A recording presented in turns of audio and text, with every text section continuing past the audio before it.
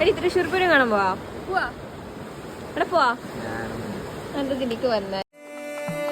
പുഞ്ചിരികളോടെ പോവതെങ്ങു ദൂരെ ചിന്തിയുറയുന്നേ വഞ്ചനത്തിയേ അംഗമതിലൂടെ പോവതെങ്ങു ദൂരെ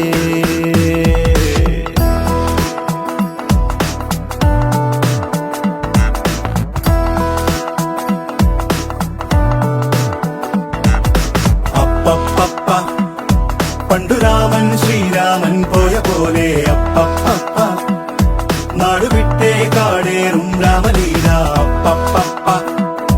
അന്തമില്ലാതോടും നേരാമലീല അപ്പപ്പ